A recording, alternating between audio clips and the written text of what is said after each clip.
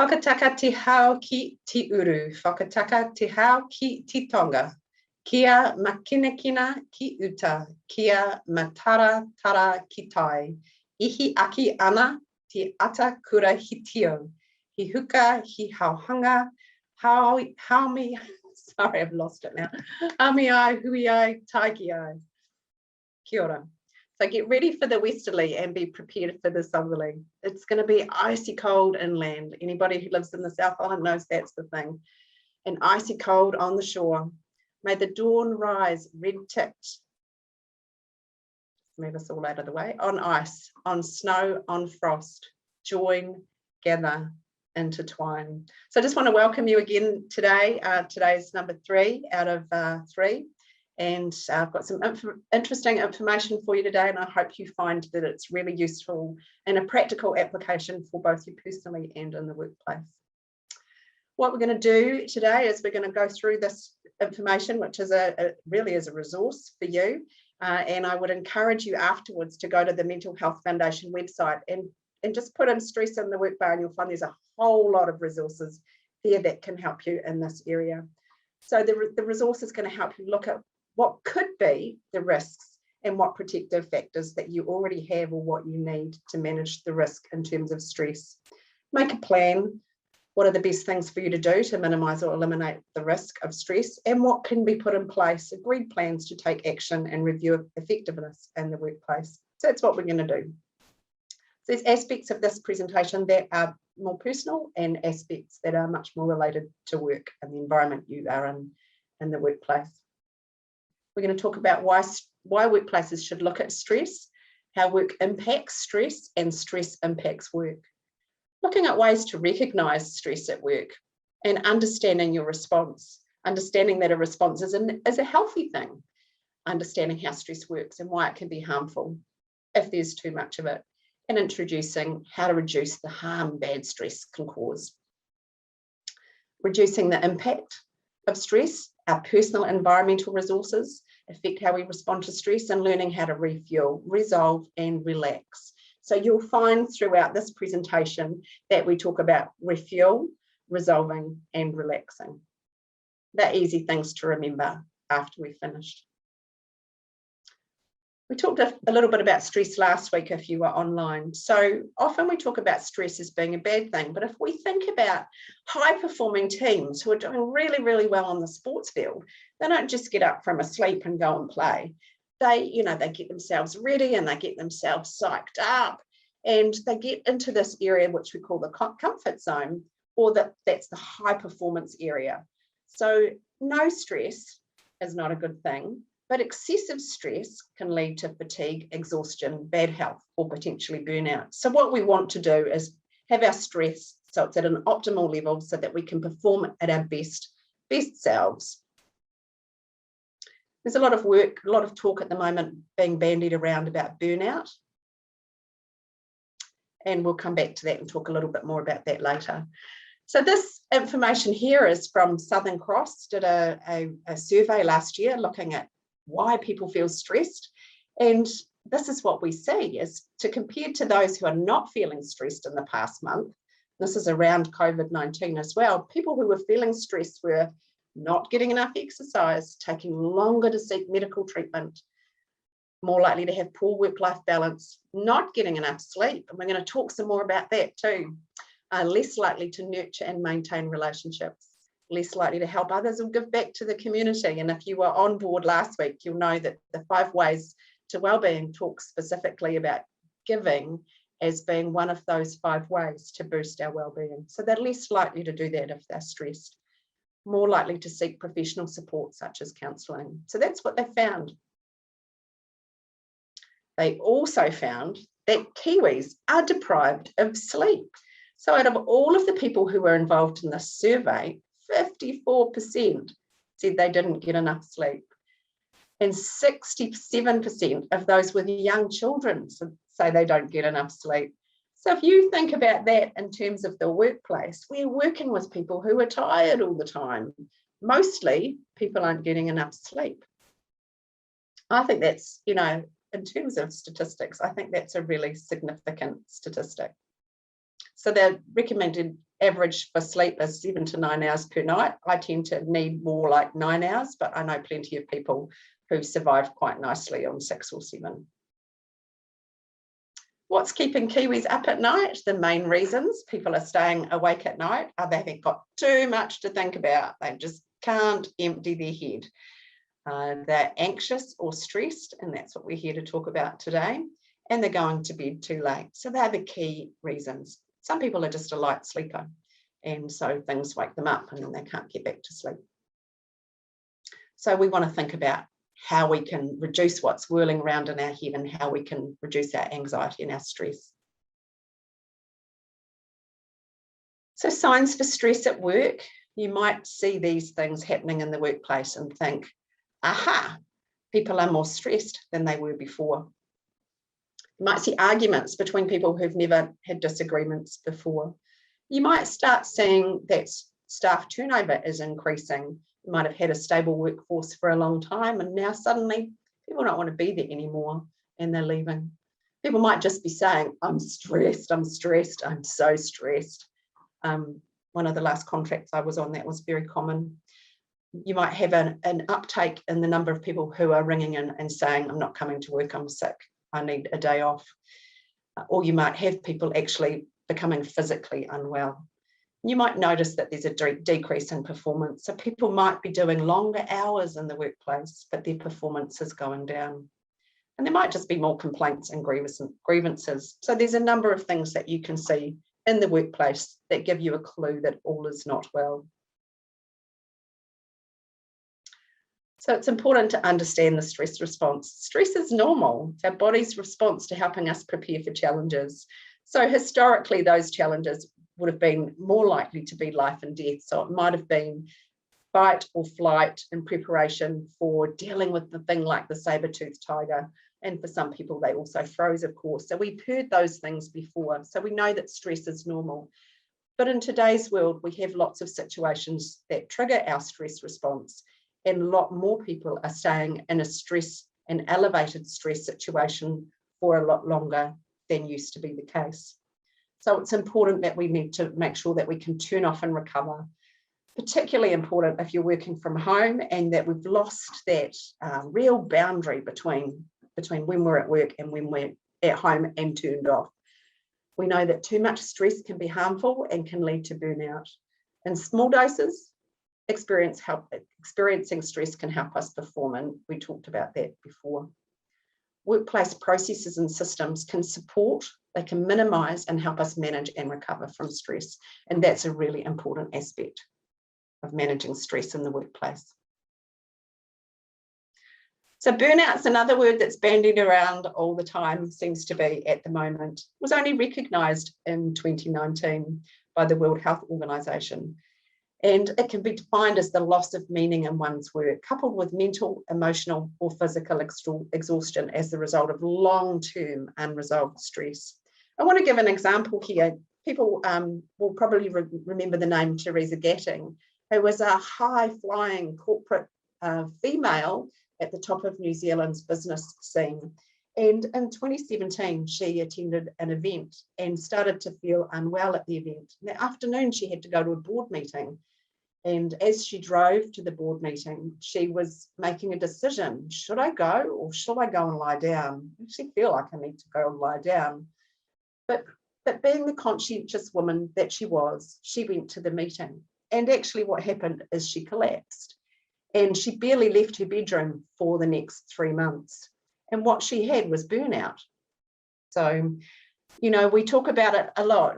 You know, this contract I was in just recently, when I arrived, I said, you know, people are at risk of burnout. And people said, oh, no, we're already there. It's like, but people are still in their jobs. We need to manage it now so that they stay in their jobs. But it is a word that is bandied around quite a lot.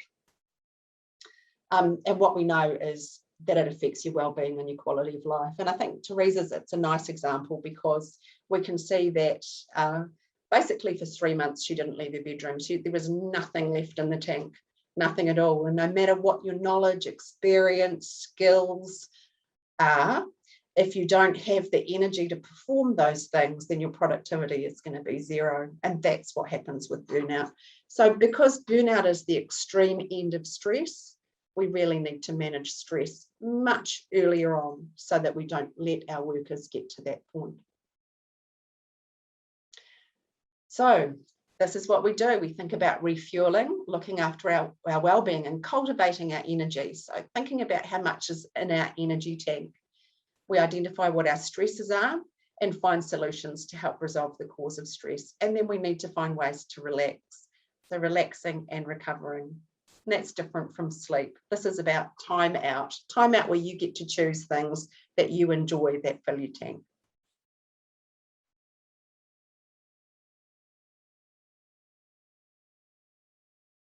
So how do you know your tank's on empty? We've talked before about things that you might see in the workplace.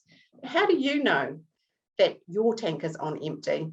And so this just gives you ideas about things that might be impacting your thoughts, your feelings, or your behaviours around demonstrating that you have signs of stress for yourself. So you might be worried, overthinking, stuck on issues, losing your zest for life, losing interest in your family and friends. You might have a change in sleeping patterns. You might be sleeping more or sleeping less. You might have nervous twitches or muscle spasms, indigestion, tummy upsets, pain. Could be anywhere, skin itches or rashes, frequent colds or flus, or more frequent colds and flus. So you might see that there's a change there. You might have, if it's in the moment, shortness of breath or shallow breathing. Might not be able to concentrate. I know when I've been through significant periods of stress, I find it really hard to concentrate and my memory just doesn't work quite as well as it normally does. You might feel anxious and tense for no obvious reason. You might be thinking, what is wrong with me? You're stressed about something. You might be finding it hard to make decisions when normally you would find it easy to make decisions. So there's a change. Tearful for no apparent reason or feeling impatient and irritable, losing confidence. So what are the things that you can identify? There are things on that list that you can identify that's what stress looks like for you. And you use the comments bar and let's have a look and see what people say. What are the things that you notice for yourself when you're stressed? You should have the comments bar there. So just feed in there some things. What does stress look like for you? What happens to you? Here we go.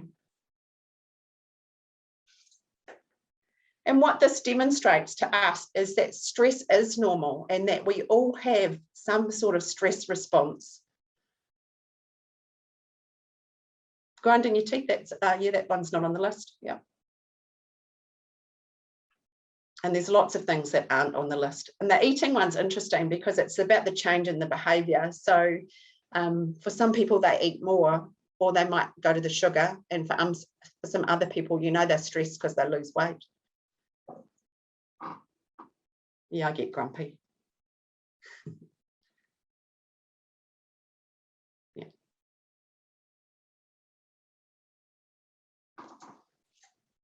Mm.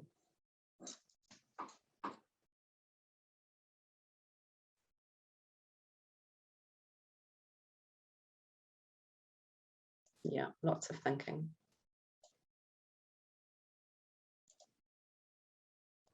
Thank you for sharing. It's interesting, isn't it? There's some common things in there, but there's also things that are very, very unique to the individuals participating. So thank you for that.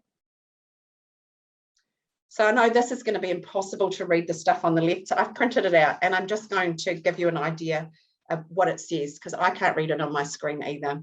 But we all face multiple demands on our time and our energy, and keeping track of how full our wellbeing tank is means that we're better able to manage the demands that we have and gives us some space for enjoyment. It's also important to know that what empties our tanks, because that also helps us to manage our well-being overall. And just asking questions of ourselves and of others. How are you really? How am I really? Have I done these things that help look after my well-being and manage my stress? And so some of the things in here are, in terms of fueling, have I been engaging in fun activities, achieving my own goals, interests, hobbies? Am I involved in groups and community cultural activities that fill me up? And, you know, if it's fuel out, then it's the opposite of those things. Do I feel valued and trusted? Do I have a purpose? Do I feel capable? Am I finding enjoyment? Do I get good sleep and rest and relax? Do I eat well and exercise? And am I managing injuries or illness well? Do I have supportive relationships? Do the people around me generally make me feel better about myself? Or do some of the people that I hang out with make me feel worse about myself? And is that a good thing? And should I think about whether I hang out with them or not? Do I feel connected? Do I feel like I belong to a group? Do I have my cultural connections sorted out? Do I have healthy, pleasant environments that I like to be in? And do I do work that is stimulating and rewarding, that meets my financial needs and provides a good balance of hours, flexible hours and supportive relationships? So lots of these things we've talked about before, but we've talked about them in the broader context of well-being. Today we're thinking about them particularly around stress. So if these things aren't right, then again, we're going to be more stressed than we need to be. And the opposite of those things, I'm not going to go through them because I'd rather focus on the good side, but on the fuel outside, you can see there that if those things that we've just talked about aren't sufficient and aren't in balance, then we're going to have a tipping of the scales with less going in and more coming out. What's your tank fuel level like? Think about the last week. What are the things that you did to fill or to drain your tank? Now you can use the chat box again if you would like. What are the things that you did to fill your tank? And maybe some of you will choose what are the things that drained your tank. What was the fuel in and what was the fuel out? And is there a balance? So maybe you could say one thing that was fuel in, one thing that was fuel out, and was it balanced, yes or no? And let's see what people say. Let's get some ideas going.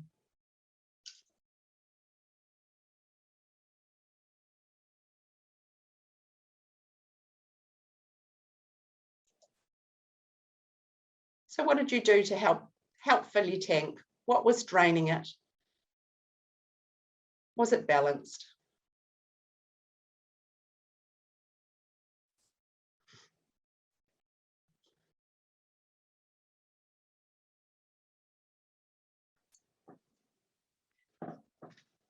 And if you were on the call last week, you remember we talked about the 5 ways to wellbeing. So it'll be interesting to see if some of these things fit into the 5 ways to wellbeing. Oh, you guys are going for it. Presenting here. Second vaccine, yeah, not me around too. Still pleased I had it.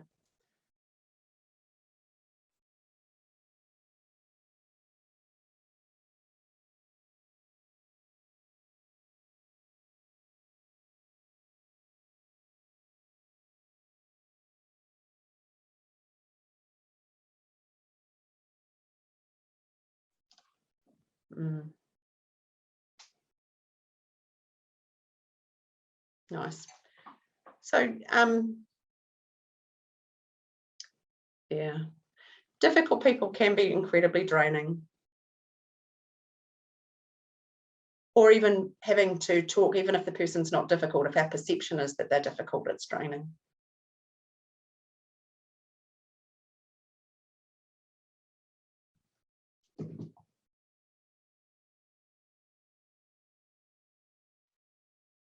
Yeah, COVID-19 conversations are draining. I agree.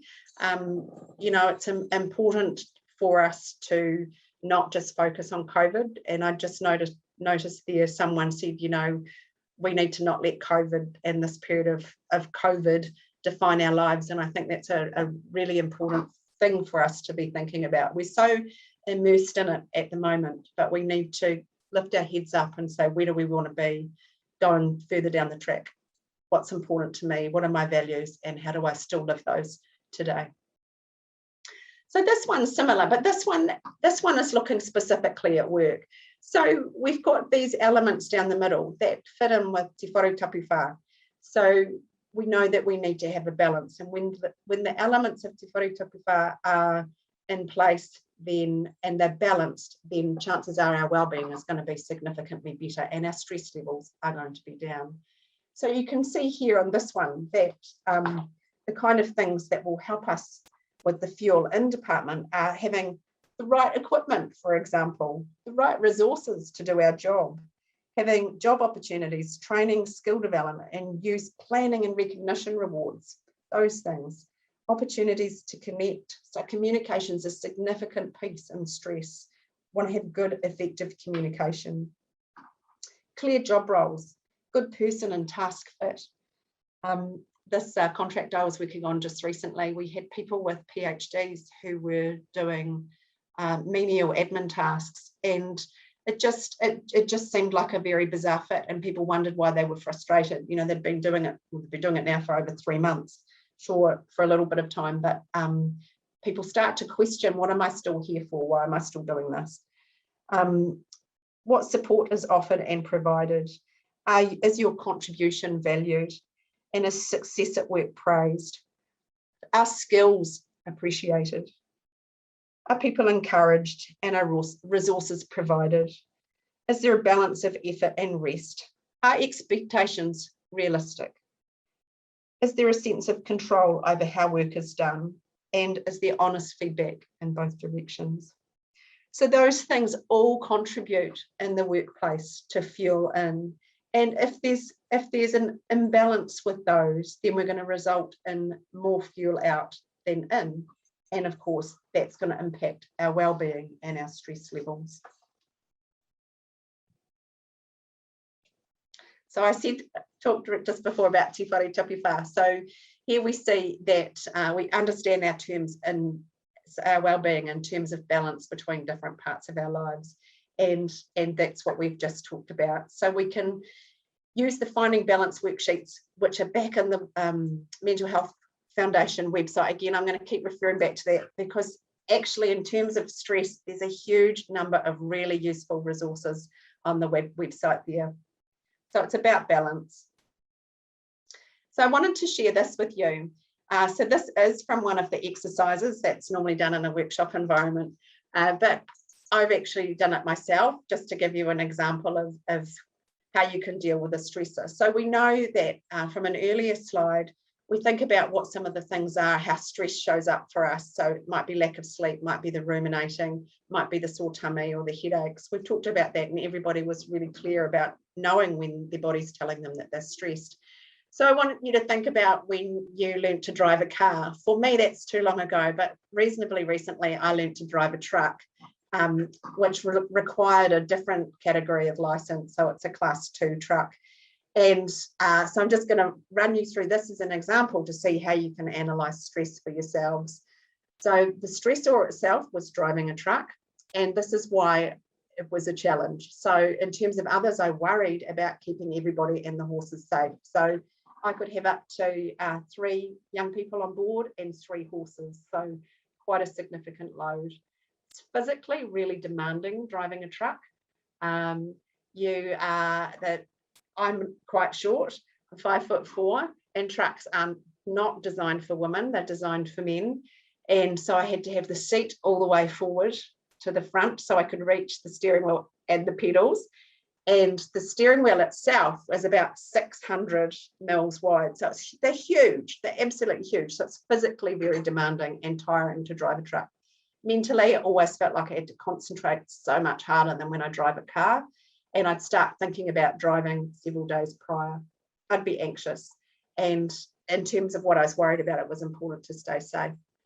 So what were the signs for me? I felt nervous. I'd start feeling nervous like 3 days before I had to drive a truck. And if I was driving one every Saturday, that was half of the week. I did get better.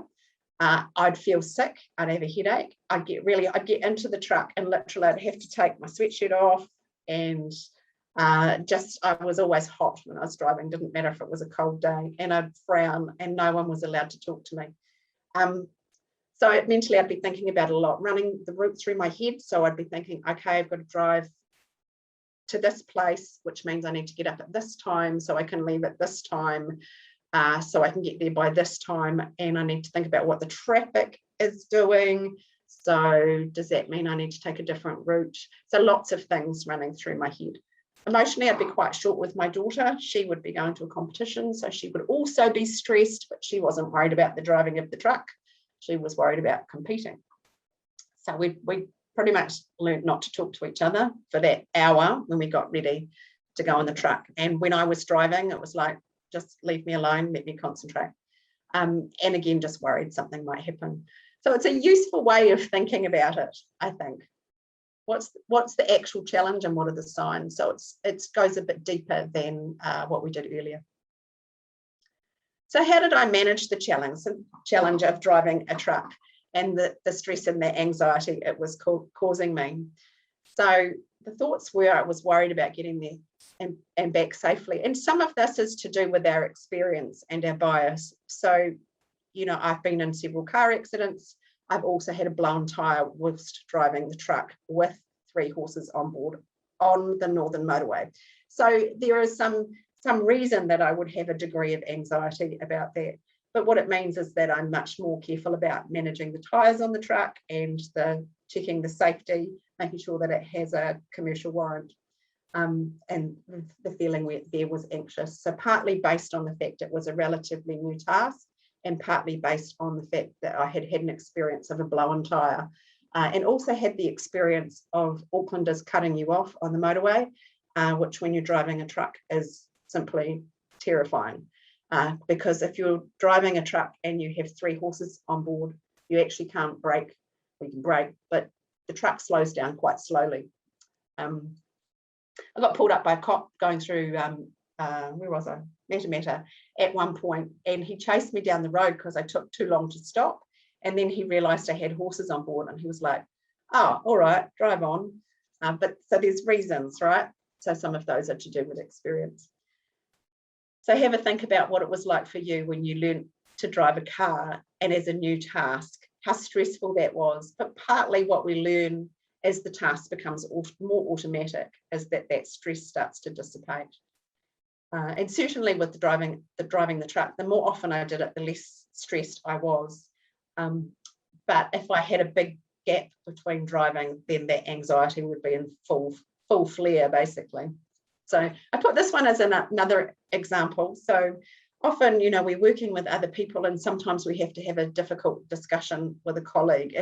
And for me, this is what I would potentially think. They might think I'm being difficult because I want to talk to them about a subject that I'm passionate about. It actually makes me feel sad. It doesn't make me feel anxious. It actually just makes me feel sad. So what I would typically do is prepare what I want to say and what questions I want to ask. And I think about where, when, and how I had that conversation. And then an important part of this is to think about afterwards, how did I go? So we're doing that little evaluation piece. How did I go? So thinking about our thoughts, and I don't know if you've done work on this before, but this is a really interesting thing. We often have black and white thinking. If you've ever had teenagers, they're very black and white. So my daughter, and I pick on my daughter because she's the one that's just most recently left home, but she'd say, "You always do this, Mum," or "You never do that, Mum." And I'd say, for example, "Oh, can you give me 3 examples in the last month when I've done that?"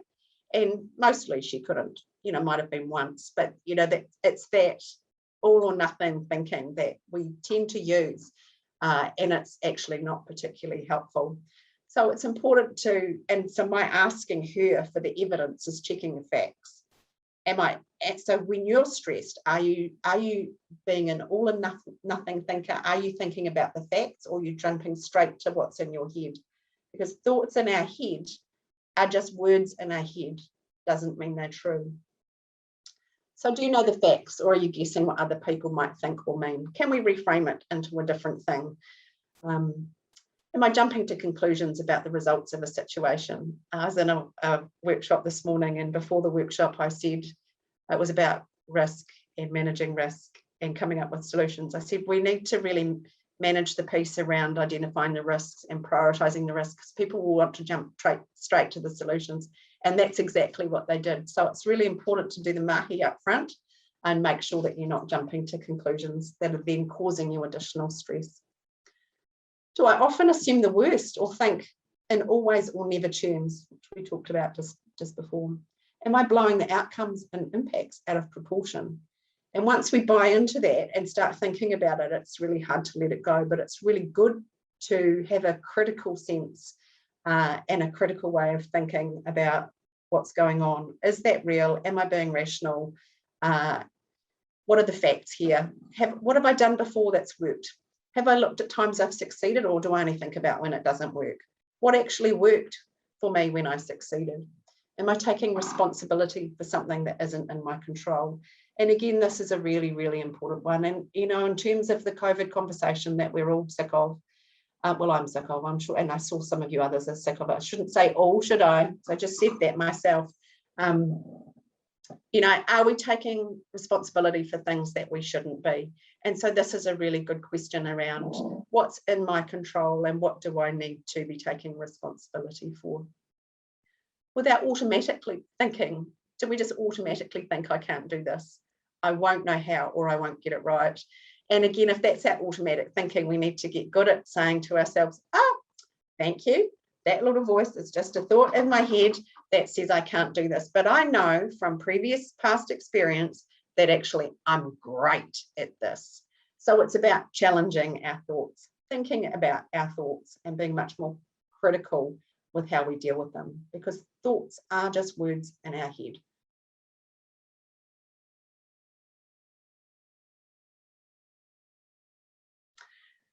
So we're not going to do this today, but one of the things that is useful, the one on the left is looking at your own challenges and practicing balanced thinking, using this, basically the questions that I've just given to you just now. But the other thing is thinking about in a workplace, what are the things that we can't change and need to accept?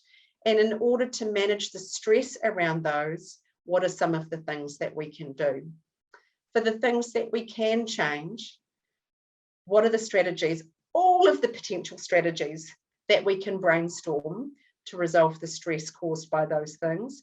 And then we need to make a selection. So you can do that as individuals, or you can do that as a team. So often to deal with stress in the workplace, it's going to require both strategies. Some things we can't change and have to accept. And some things we need to think possibly outside the box and try some other things to see if they work better for managing the stress. So again, there is a worksheet, on the Mental Health Foundation website that I draw your attention to. But essentially, you can draw your own template up and look at what the stress is, what the impact is on you or on your team, and then just have a category that says whether we're going to accept it or whether we're going to change it, and what the accommodations might be for either of those. So in order to accept it, what are some of the things that we could do that will alleviate some of the stress? If we can't actually change the stressor, how do we do things for ourselves? And that might be around having more breaks at work. It might be around implementing the 5 ways of wellbeing for yourself or in the workplace. It might be seeking a policy change from your management team or your team leader. So how do you, what are the things that you can do still, if you can't change the actual thing, around accepting it and making it easier? And then change, obviously, what are all your strategies and selecting some. So you can do that yourself. Another way of dealing with stress is to work backwards. So this is what people do when they work in strategy. They say, where am I now? And they might write down a picture of it, might have policy and objectives and team culture and a whole bunch of other things that make your place of work. The things that are just routine, but we don't want to stay there. We want to go to this other place. So what does that look like? Are there differences in policy? Are there differences in our culture?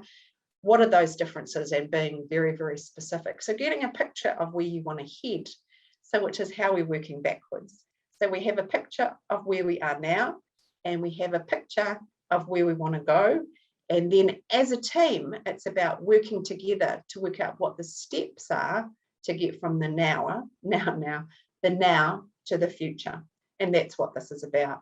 So it's about having your perspective and sharing perspective with other people in your team as well, to work out what the steps are to affect those changes. So it might be, for example, that currently your work hours are too long, that the workflow, there's so much work coming at you that you can't get it all done, and people are working longer hours and not taking breaks, starting early, finishing late, not eating or eating at their desk. So that might be what's happening now. So the future state might be that we have a bigger team, and that the work is allocated in terms of a nice fit between the work tasks required and the individuals who have been employed to do them, and that then we've got to work out the strategies to get there. So how many more people are needed, and what income do we need to generate to be able to do that, and how quickly can we get there, so that there's steps in place.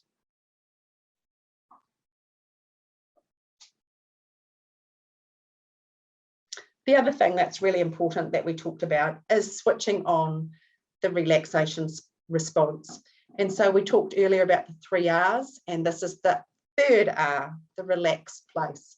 So basic deep breathing, the ability to breathe in through your nose and out through your mouth, holding the breath, is a really important way of switching on the relaxation response. For some people, they prefer to do guided breathing, and for some people, they might prefer to do progressive muscle relaxation.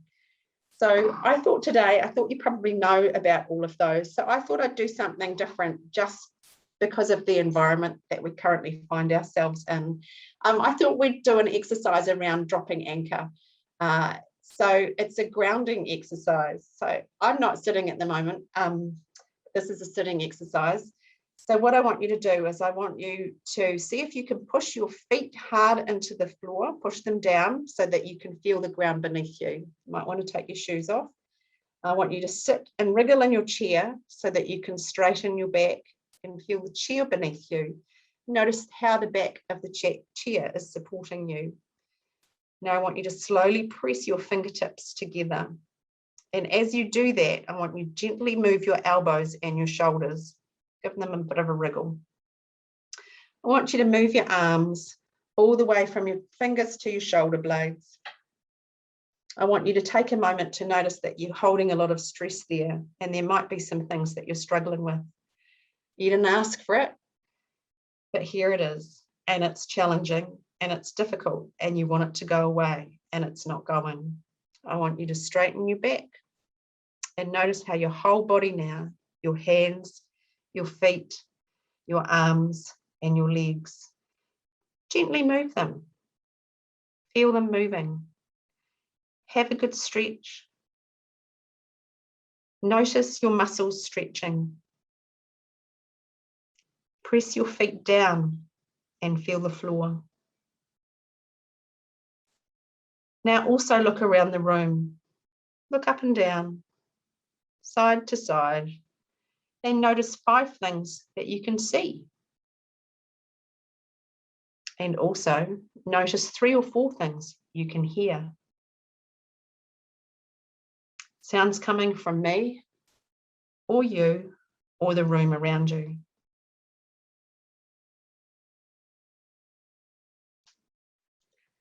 So notice there's something very stressful going on that you're struggling with. And at the same time, see if you can also notice your body in the chair and gently move that body. Have a stretch. That's it. Take control of your arms and legs, and also notice the room around you. Do you notice any difference? Are you less caught up in the emotional storm? Are you less hooked by those feelings and thoughts? Are you less swept away by the storm? Are you less pushed around by these feelings? Do you have more control over your actions now, over your arms, your legs, mouth? Check it out. Move your arms and legs. Have a stretch. Do you notice you have control? So that little exercise is called dropping anchor. And it's a useful little exercise when we're finding things are just out of control. Might be useful too for some people who are struggling to sleep. You could do it lying down so that you can still feel like you have control over your body if you're feeling like things are getting out of control.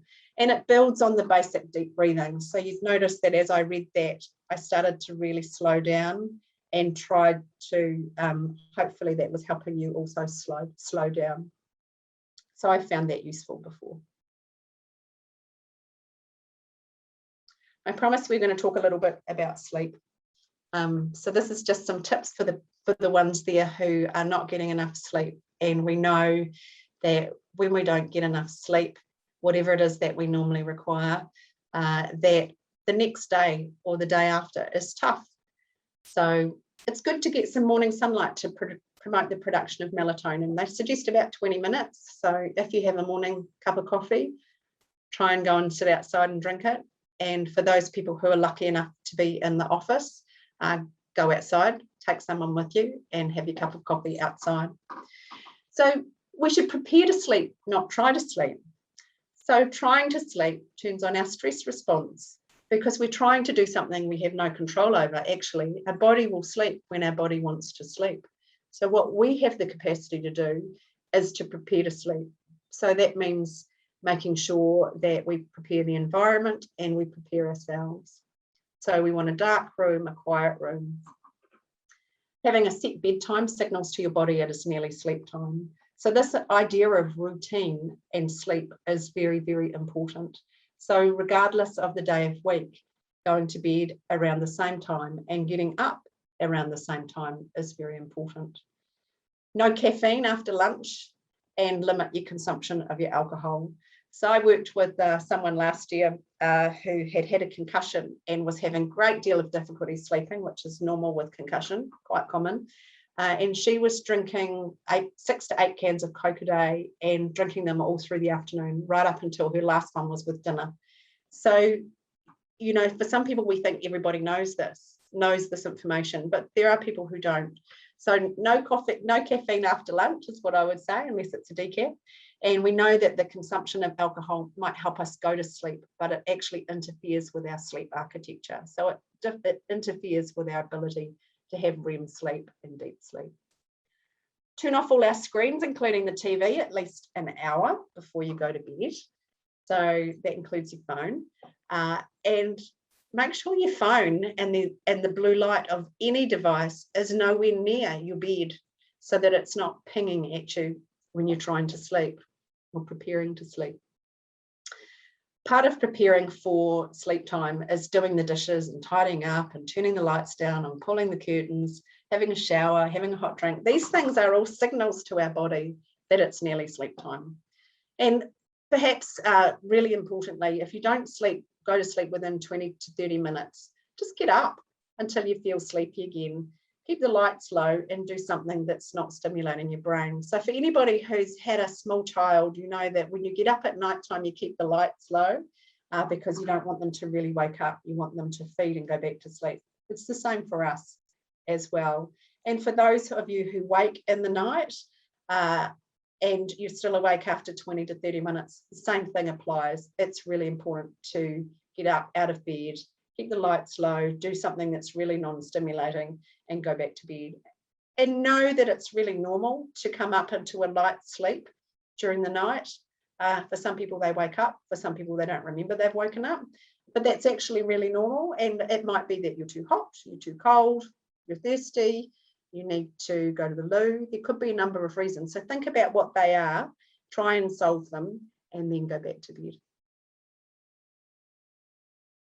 So today we've talked about refueling, the importance of balancing what goes in with what goes out, looking at what are the things that identify what are the things that cause us stress. We call those stressors. And once we've identified those, then thinking of solutions to minimize that stress and remembering to relax and recover. So often we have a really busy day at work and we'll rush home and we pick up the kids and we race them to the next 3 things that they've got on, whether it's sport or music or whatever it might be. Then we race home and we might cook dinner, and then we keep going after dinner. There's work to do. We haven't done the accounts. We've got home admin to do or whatever. So, and there's not really any time for relaxing.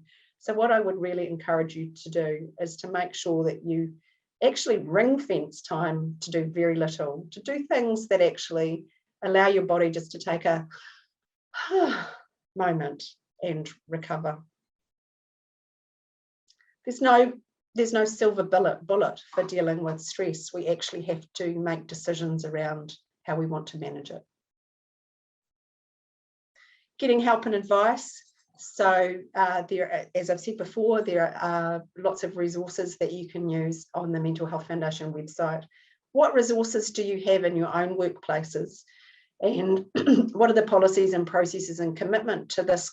This is a psychosocial risk. So what are the policies and processes that you have in your workplace to deal with it? Are they sufficient and are they fit for purpose?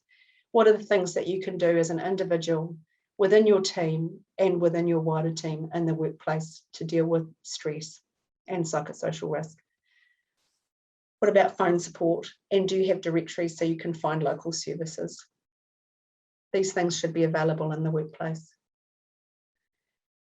Mental Health Foundation has a resource on COVID and how to keep mentally healthy during uncertain times.